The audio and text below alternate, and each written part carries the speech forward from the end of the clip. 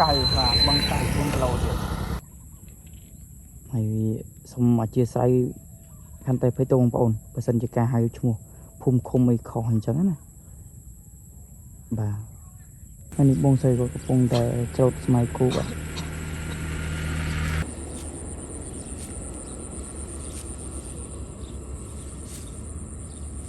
bông để bông tật không hề à lấy dương xạ từ 10 trăm khi có phục quật tật và bà vừa sai mình nôm mình ấy giống vậy tăng mình tên mình bông bông ô được tiền cầm nuôi trong bông này ăn lắm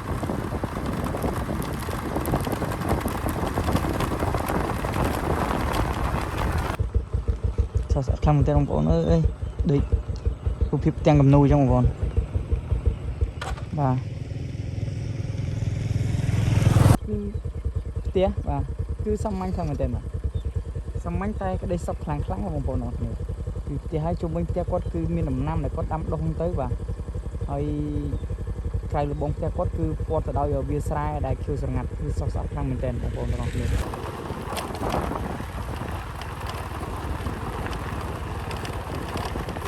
bà thờiนี้phải chụp tia bảo quất tới bà hồi sẽ đâm bột tria bông đâm bột tria bà hay chơi bột tria cái lấu một mòn rồi bà đi nhìn chụp nhìn ấy cái bông nữa bà xong group chung điệp xua đào phục mai bông ở phía tam đàn tu snaใน video របស់ខ្ញុំបាទដែលចុះផ្ដាច់យករូបភាពនិងទេសភាពស្រស់ស្អាតតាមដងស្រែក៏ដូចជាការរស់នៅរបស់បងប្អូននៅក្នុងភូមិនៅតាមជនបទនេះផងដែរថ្ងៃនេះខ្ញុំកំពុងតែស្ថិតនៅក្នុងភូមិព្រៃមូលបាទនៅក្នុងភូមិស្រុកលៀបអ៊ីបាទហើយនេះគឺជាទស្សនវិជ្ជានិងទេសភាពស្រស់ស្អាតរបស់តាមដងផ្លូវនៃវាលស្រែចូលទៅកាន់ក្នុងភូមិព្រៃមូលនេះផងដែរបាទបាទទោះជាយ៉ាងណាក្តីបងប្អូនដែលថ្មីទើបតែចូលមកទស្សនានៅវីដេអូរបស់ខ្ញុំសូមកុំភ្លេចបងប្អូនជួយ Subscribe ដើម្បីលើកកម្លាំងចិត្តដល់ខ្ញុំបាទនិងធ្វើវីដេអូថ្មីជូនបងប្អូនក៏ដូចជាការណែនាំឲ្យស្គាល់ពីទីតាំងទីកន្លែងរមណីយដ្ឋានឬក៏ទេសភាពស្អាតផ្សេងផងដែរបងប្អូនទាំងអស់គ្នាបាទកុំភ្លេចជួយគ្រប់គ្រងខ្ញុំទាំងអស់គ្នាផងដែរបាទហើយខាងនោះមើលទៅឃើញភ្នំស្អាតខ្លាំងមែនទេបងប្អូននោះភ្នំនោះគឺសម្រាប់វីដេអូខ្ញុំមុនបានប្រាប់ហើយគឺជាភ្នំកាំងនេះបាទហើយយើងក៏បានទៅដល់ដែរក្នុងកាំងនេះបាទទេសភាពស្អាតខ្លាំងមែនទេអញ្ចឹងមើលពីទីនេះទៅឃើញដល់ភ្នំនៅទីរូបខេត្តទេបងប្អូនបាទតោះឥឡូវកុំឲ្យខាតនឹងចំណាយពេលវេលាយូរតោះយើងទៅមុខបន្តទៀតដើម្បីផ្ដិតយកទេសភាពស្រស់ស្អាតនិងប្លែកភ្នែកនិងមានសកម្មភាពយ៉ាងណាខ្លះបាទ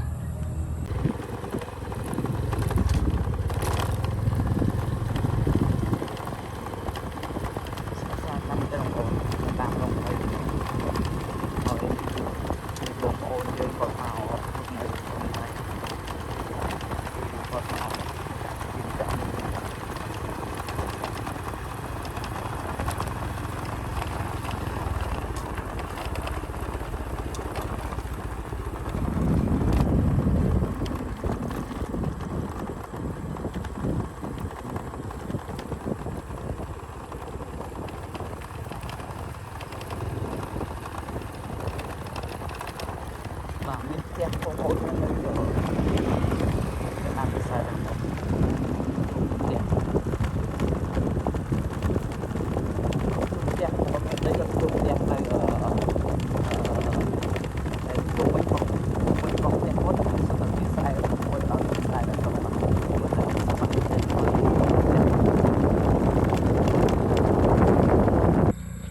បាទគឺស្រស់ស្អាតខ្លាំងមែនទេ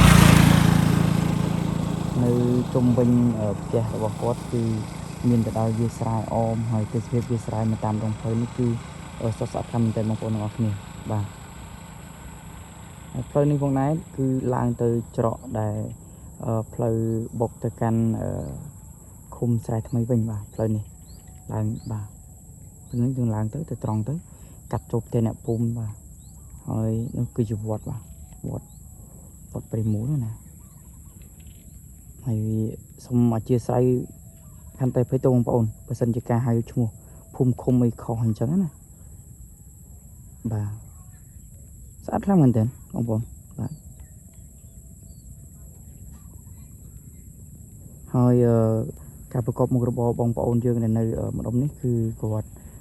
ធ្វើស្រែចម្ការចិញ្ចឹមសត្វចិញ្ចឹមអីដូចតែនៅភូមិមុនដែរបងប្អូនបាទអត់ខុសគ្នាទេសម្រាប់អ្នកនៅជនបទគឺអត់មានអីក្រៅពីធ្វើស្រែបាទការដំណាំដាំដុះហើយចិញ្ច្រែងឆ្អេរទៅនៅភូមិនេះដូចជាគេធ្វើភាគច្រើនដូចមានធ្វើនឹងបញ្ចុកធ្វើអីដែរណាបងប្អូនហើយហ្នឹងហើយខ្ញុំឮតែតាមគេនិយាយគេថាទេតែយ៉ាងណាយើងទៅមុខទៀតចាំមើលនឹងជួបសកម្មភាពអីថ្មីប្លែកៗអីទៀតបាទតោះទៅតាមដានទស្សនាទាំងអស់គ្នាបងប្អូន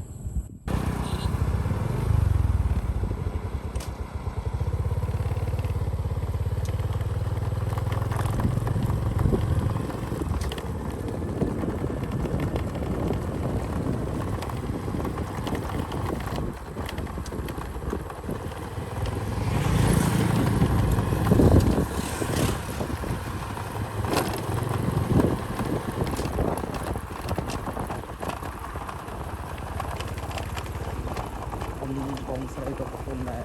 ច្រូតស្មៅណាច្រូតស្មៅអត់ខាងទេ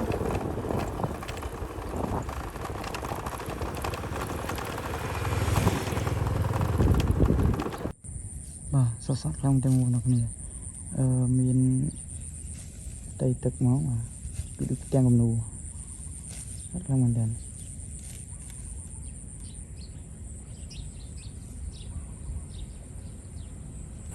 ហើយនេះបងស្រីក៏កំពុងតែច្រូតស្មៅគូបាទ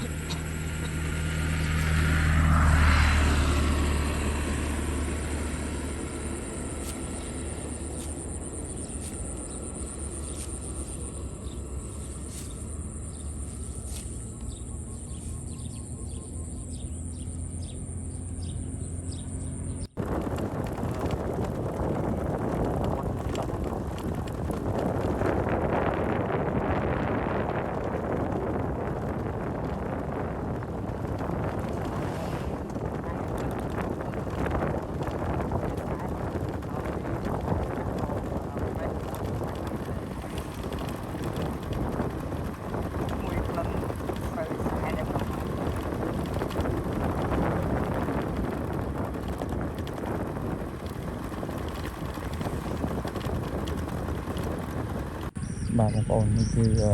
វត្តបាទហើយឥឡូវនេះខ្ញុំកំពុងទៅលើផ្លូវហើយយើងទៅលេខទៅមើលផ្លូវក្នុងរបស់ខ្ញុំគឺបងប្អូនជាកសិករយើងគឺកំពុងតែដកបាទដកសំណាបសន្ទុំបាទហើយកំពុងតែបូមទឹកក្នុងហើយបាទឥឡូវយើងសាកទៅមើលសកម្មភាពរបស់ពួកគាត់បន្តិចបាទស្អាតខ្លាំងមែនទេបងប្អូនបាទឃើញមានភ្នំបាទវាស្រែមានភ្នំមានអីចឹងបាទហើយដូចខ្ញុំបានបញ្ជាក់គឺឥឡូវនេះខ្ញុំកំពុងតែស្ថិតនៅក្នុងភូមិព្រៃមូលបាទភូមិព្រៃមូលហើយនេះគឺជាវត្តតែខ្ញុំមែនទេ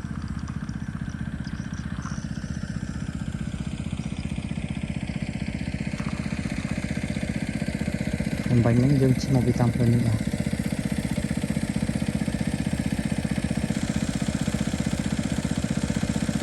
នេះខ្ញុំស្អីខ្ញុំឈរបាទអោនស្ទឹងស្នាផងដែរឥ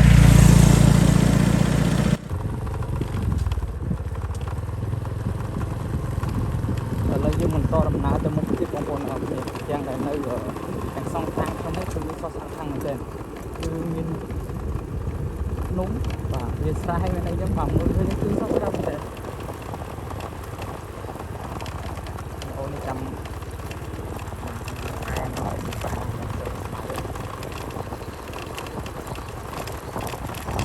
យ៉ាងក្នុងបងប្អូនអរគ្នាទៅតែមួយចឹងគឺសោះស្អាតខ្លាំងមែនទែនបាទតាមអង្គនេះឃើញបងប្អូនទីកសិករយើងគាត់មកធ្វើស្មៅខ្លះគាត់មកស្ទុំបាទ មើលមកខែណាខែស្រែស្រីគាត់ទៅ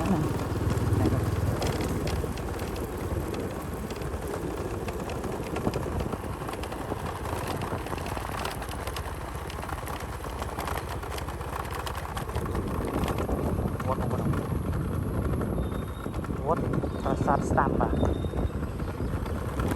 ពីអារាមសំខាន់ណាស់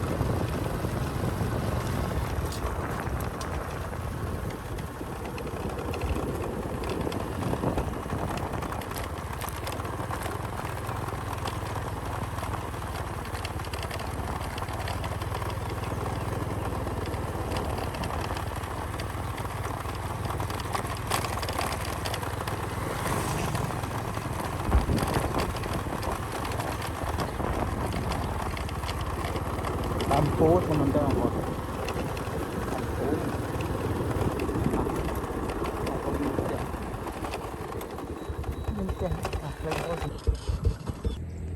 មានផ្ទះបងប្អូនប្រជាជនបាទគឺជុំវិញតែគាត់គឺពាត់ទៅដោយវាស្រែតែម្ដងបាទមើលមកគឺប្រេះមែនទែនទាំងក្រៅផ្ទះជំហៀងផ្ទះគាត់ហើយមានដំណាំផ្លែផ្កាគាត់នៅជំហៀងផ្ទះចឹងទៅបាទគឺស្អាតខ្លាំងមែនទែនបាទនេះបាទហើយខាងមុខនោះគឺជាស្ពានបាទជាមួយយើងជិះទៅកាន់ស្ពានហើយមានអីបន្តទៀត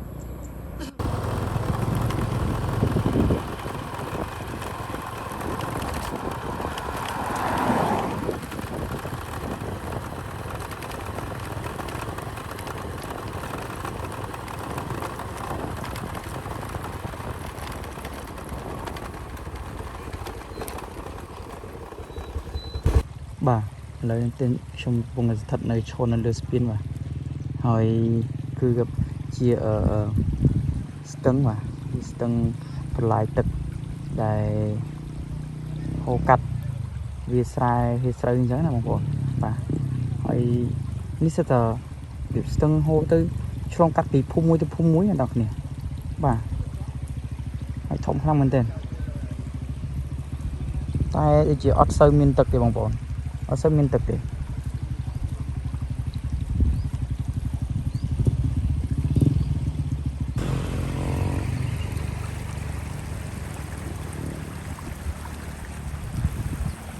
ត់សូវមានទឹកហើយខាងនោះគឺជាផ្ទះបងប្អូនជាជនជាតិមានផ្លូវចូលទៅដែរបាទតោះឥឡូវយើងបន្តទៅមុខទៀតបាទយើងមកដល់ស្ពាននេះជាមួយយើងទៅមុខបន្តទៀតតើនឹងមានសកម្មភាពឬក៏ទស្សនភាពនិងរូបភាពស្រស់ស្អាតបែបណាទៅទៀតបងប្អូនមើលឃើញភ្នំនេះស្អាតខ្លាំងមែនទែនបាទស្អាតខ្លាំងមែនទែននេះបងប្អូនអូ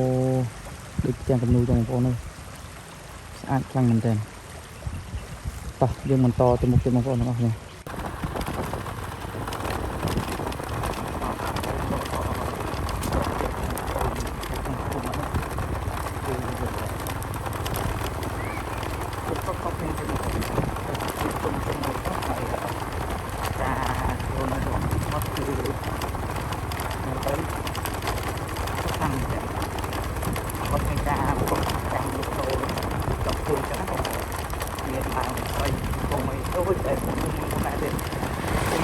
តាមតាមទៅគឺធ្វើវិញក្រែងទៅអីដែរទេបងប្អូនធ្វើតែខ្ញុំមិនដែរទេ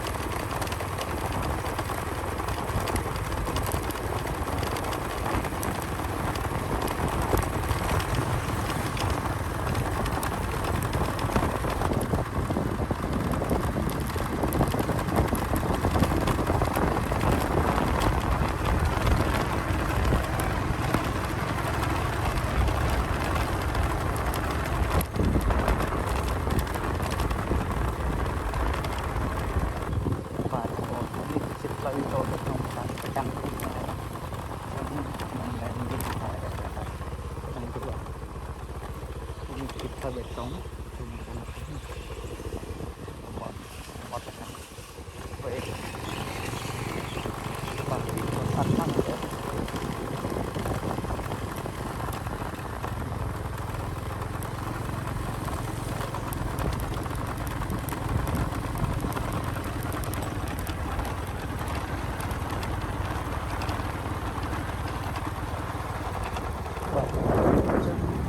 តាមទឹក គាត់ចិញ្ចឹមសត្វចិញ្ចឹមគោចឹងហ្នឹងបងដូចតែគ្នាទេអត់មានប្រកាសគ្នាណាក៏ស្អាតខ្លាំងមែនទេ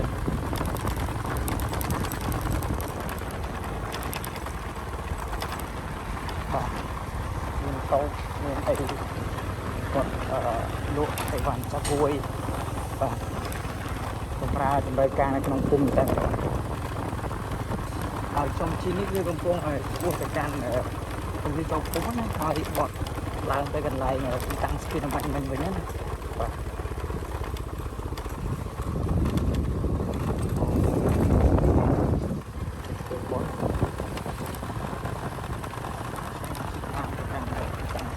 ពីតំបន់មក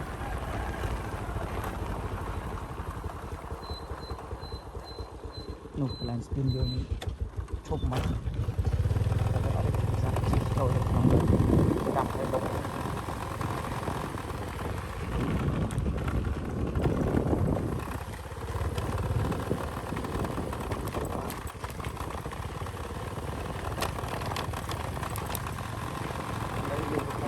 ាត់ចូលមកក្នុងភូមិមកក្នុងភូមិព្រៃមួយតែម្ដងគោខ្ញុំសុំទៅដល់បង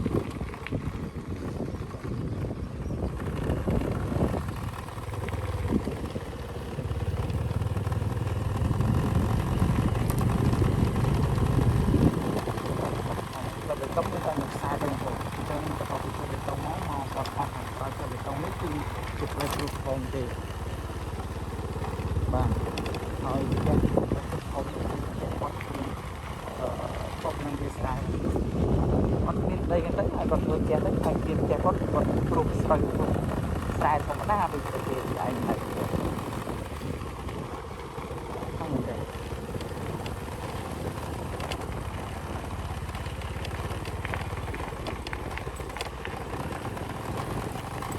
ហើយខ្ញុំក៏ដែរຕົកមកដែរខ្ញុំមើលថាជិះទៅក៏ដល់ផ្លូវតលដែរវិញបងប្អូនមើលតែឡើងទៅដល់ផ្លូវតលណាវិញគឺជាផ្លូវនេះផ្លូវស្រែទេបងប្អូនផ្លូវលំផ្លូវក្រហមនេះអត់ណាទេបាទ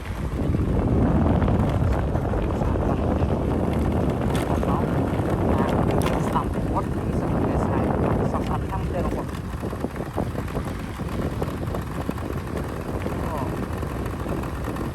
ផ្លូវក៏ជាបងប្អូនយើងទៅដល់ខាងមុខទៀតសាប់ខាងនេះបាទ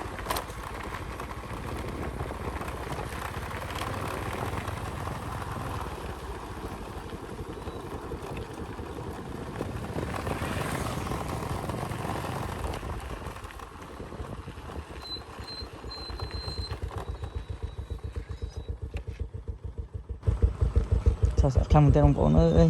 ដូចរូបភាពទាំងគំនូអញ្ចឹងបងប្អូនបាទចឹងគឺមានផ្ទះបងប្អូនយើងបាទហើយនេះផ្លូវចូលទៅផ្ទះគាត់ជិះទៅផ្ទះគាត់អញ្ចឹងណាហើយមិនដឹងថាផ្លូវហ្នឹងទៅដល់មុខហ្នឹងទៅដល់ណាទៀតទេបាទឬក៏តលដល់ត្រឹមណាទេបាទតែដឹងថាស្អាតខ្លាំងមែនទែនបាទនេះបងប្អូន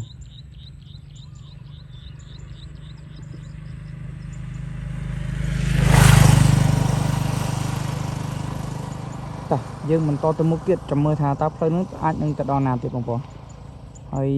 កលេចទៅឃើញបងប្រុសពីរនាក់នោះគាត់កំពុងតែធ្វើម៉ាស៊ីនឬក៏ធ្វើអីម៉ាស៊ីនបូមទឹកឯងបាទតោះយើងបន្តទៅមុខទៀតទៅមើលថាទស្សនភាពនឹងភូមិព្រៃមូលនេះបាទផ្លូវមួយខ្សែនេះ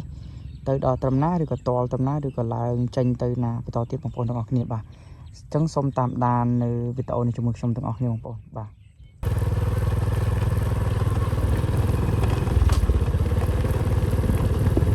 ស្អាតខ្លាំងមែនទេបងប្អូនទាំងអស់គ្នាស្អាតខ្លាំងតែម្ដងបាទ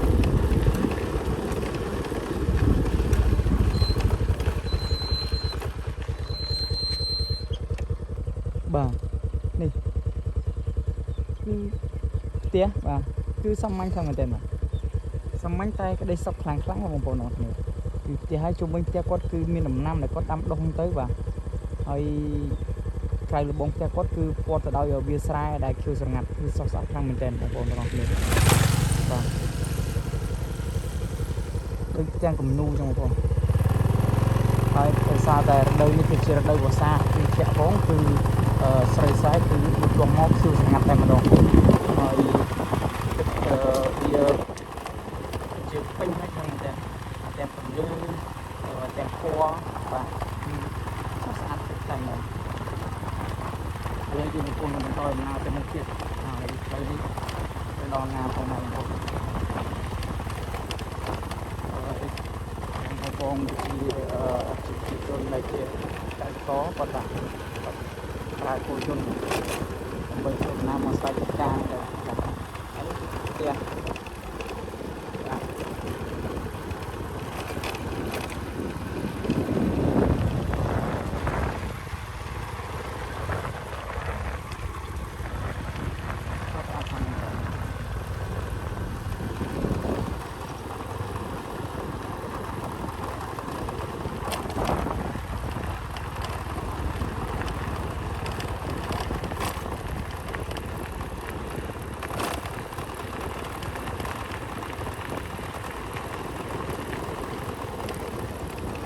បាយទៅ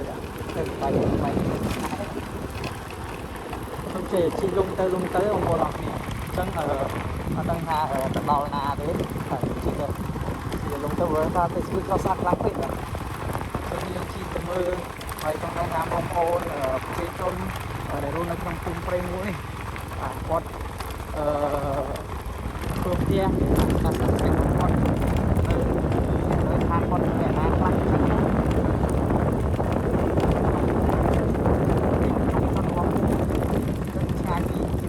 ពុកគឺគាត់ទាំងមួយបាទសស្អាតខ្លាំងមែនទេខ្ញុំចាំម៉ូតូជិះចូលមកក្នុងភូមិបាទយើងជិះនៅផ្លូវខាងមុខយើងគាត់ថាពុកទួយទេតែពេលយើងចូលមកដល់ក្នុងមានផ្លូវពុកបែកច្រើនហើយយើងបាទដូចតែបានឃើញហ្នឹងគឺផ្លូវចេះទៅមុខហើយបាទអត់ដឹងឡើយឬក៏ទៅចេញទៅណាទេចេះទៅមុខហើយ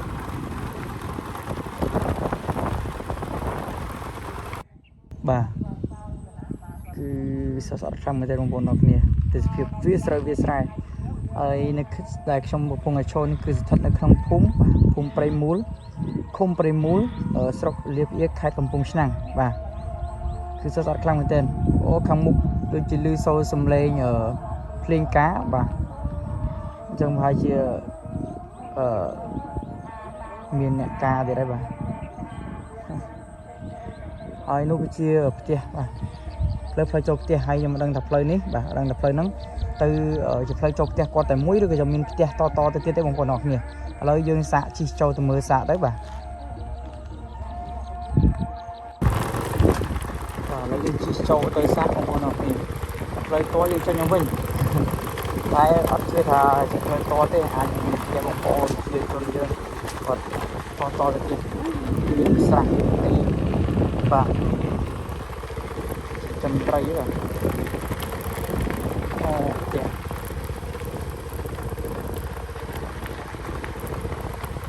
អូមានផ្លូវដែរបងប្អូនបងប្អូនគឺដាច់គ្នាទេបងប្អូនអរគ្នាដាច់គ្នាបាទចូលមកទៅមុខទៀតបាទ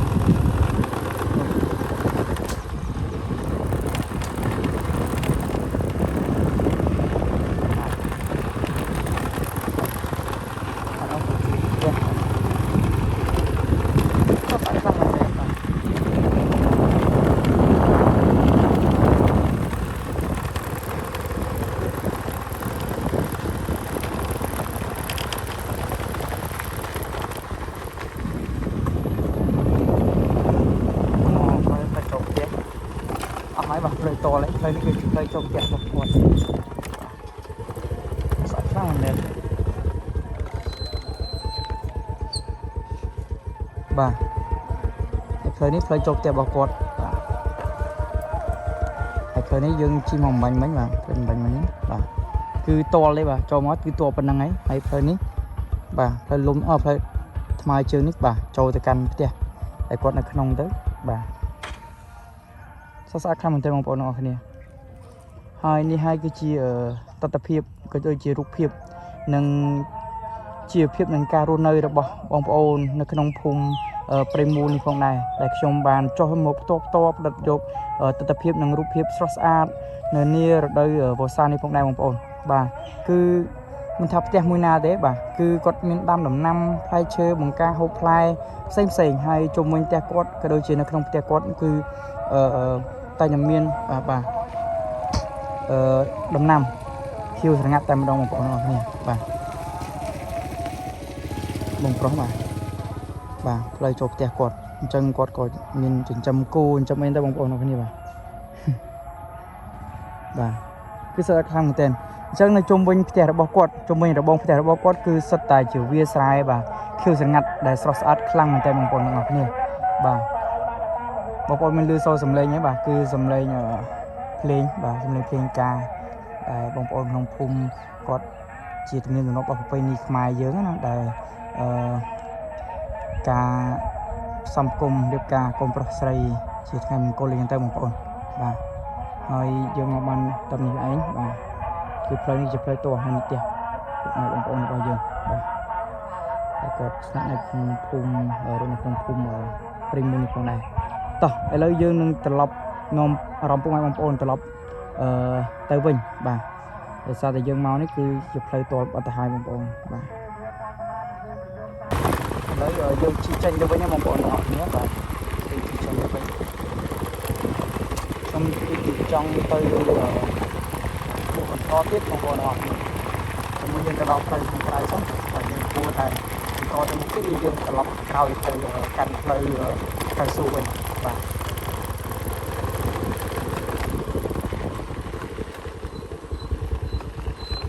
ខ្លាំងមែនទេបងប្អូនអរគ្នា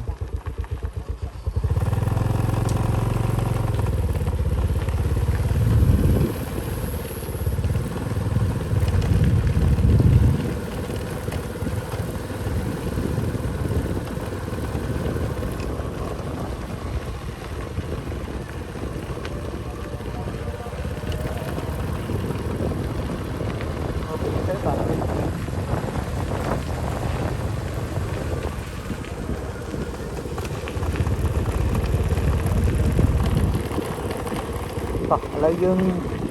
បន្តទៅមុខទៀតទៅបាទខ្ញុំមិនចិត្តអត់វិញ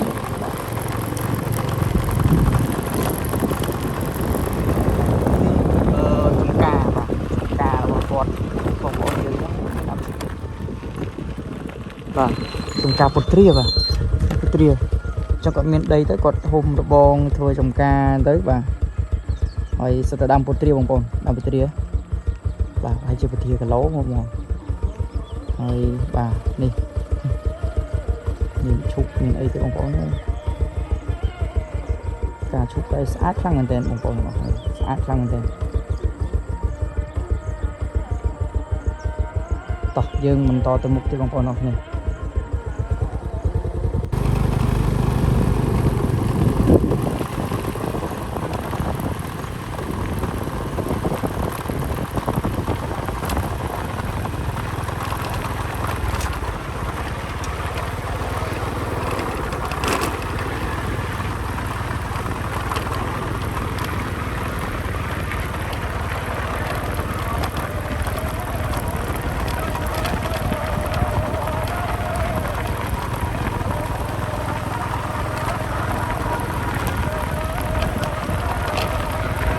សូសំឡេងភ្លេងការហ្នឹងនេះយើងជិះមកពាក្យផ្ទះការតែខាងមុខមិញបនដល់ពេលខាងក្នុងហ្នឹងណាគឺបាទការតែការបាទ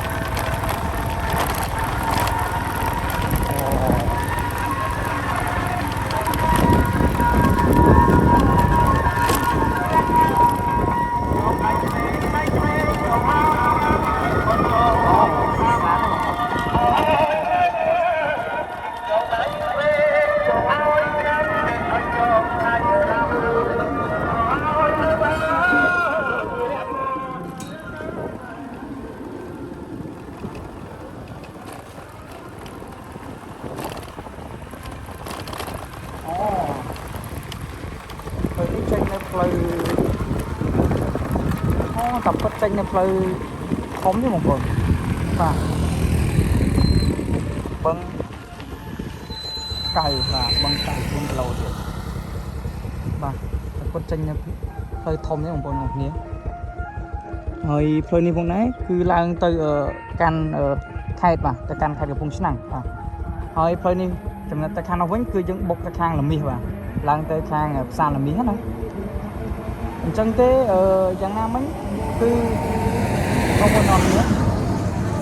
វីដេអូដែលយើងបានមកទស្សនានៅក្នុងភូមិព្រៃមូលបាទភូមិព្រៃមូលស្រុកលៀបនេះ